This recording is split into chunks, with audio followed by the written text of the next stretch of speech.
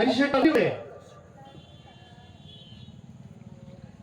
ఈ ధ్యాన మార్గంలోకి వచ్చిన ఇంకా ఒకటొకటే మాయమైతా పోతున్నవి.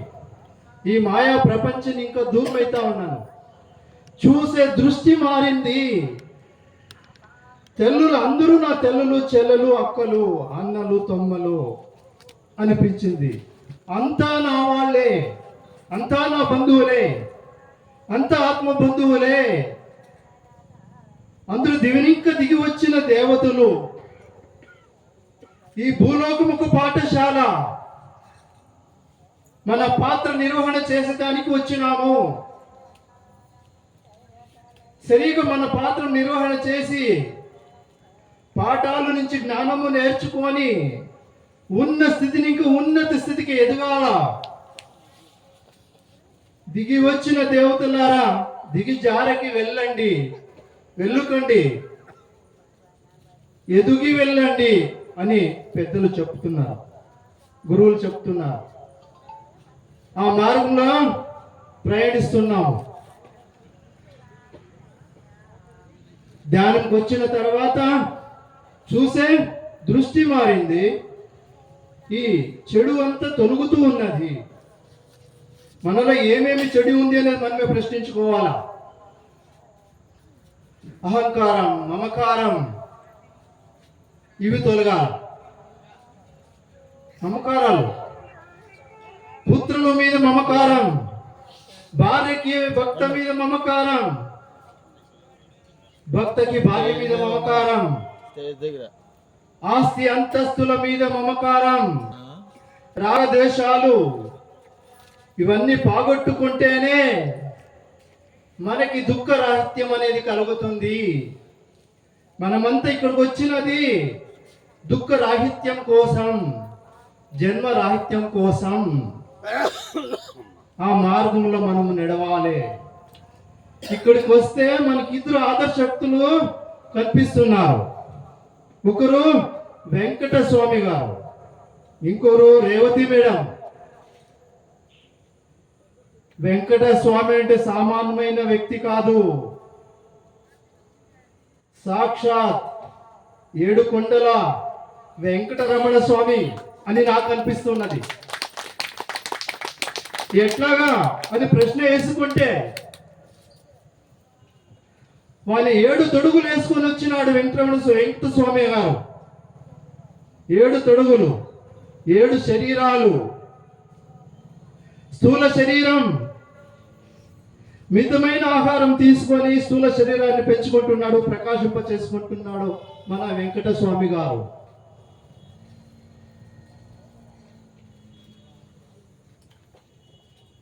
అల్ప నిద్ర చేసి మితాహారము తీసుకొని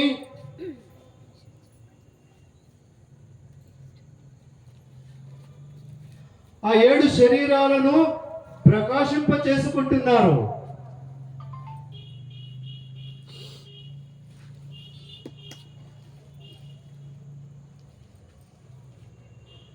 మనోమయ శరీరం, విజ్ఞానమయ శరీరం,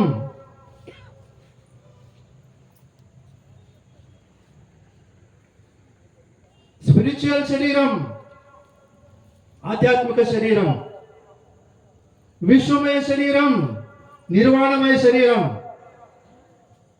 ఇవన్నీ పెంచుకుంటున్నారు. 7 కొండల వాడు కాదా? మానవుడే మాధవుడు, నరుడే నారాయణుడు అనే మార్గంలో నడుస్తూ ఉన్నారు.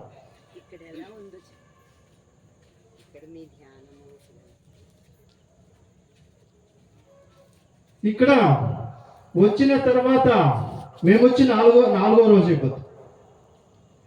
ఇక్కడ కూర్చొని ధ్యానం చేస్తే తలపైన వర్షం మాదిరి ఆకాశంగా కురుస్తూ ఉన్నది. ఆస్ట్రల్ మాస్టర్స్ ఆకాశగంగను పోస్తున్నారేమో అనిపిస్తుంది. కళ్ళు మూస్తే చాలు ఎనర్జీ ఫ్లో ఎక్స్పీరియన్స్ అవుతున్నది. వాళ్ళు ఆ తరగా పెరుగుతున్నారు.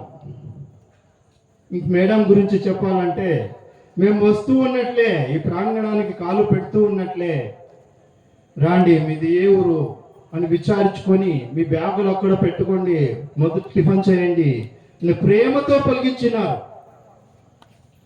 ఆ మాతృ ప్రేమ కంటే ఇంకా ప్రేమ వేరే లేదు. వెంకటస్వామి గారు అంతే,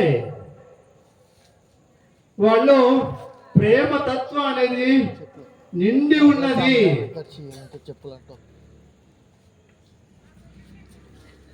ఏమైనా కోపగించుకుంటే తక్షణమే మామూలు స్థితికి వచ్చేస్తున్నారు. క్షమాతత్వం అనేది ఎంత ఉంది అనేది తెలుసుకున్నాను.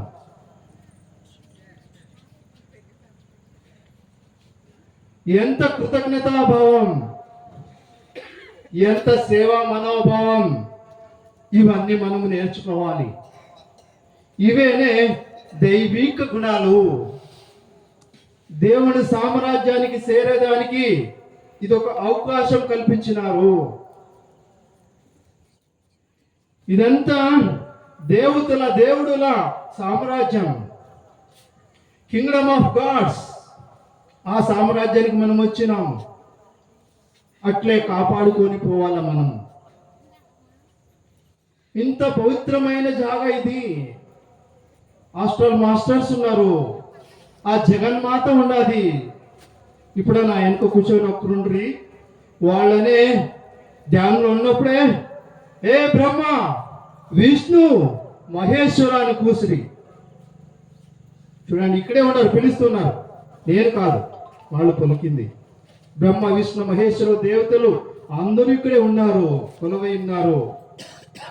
ఎక్కడ గ్రూప్ మెడిటేషన్ జరుగుతుందో అక్కడ 100% మాస్టర్స్ దేవతలు అందరూ వచ్చి ఆశీర్వదిస్తూ ఉంటారు, శక్తి మనకి ఇస్తూ ఉంటారు. ఇది సత్యం.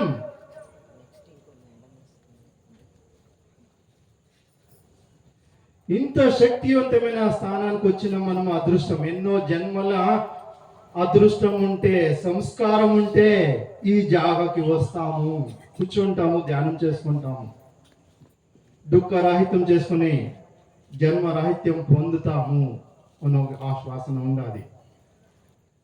మీరందరూ దుఃఖరాహిత్యం జన్మరాహిత్యంకి పోవాలి. ఈ అవకాశం ఇచ్చిన రేవతి మేడంకి, వెంకటస్వామి గారికి, మరియు మీ అందరికీ నా హృదయపూర్వక ఆత్మపూర్వక ధన్యవాదములు.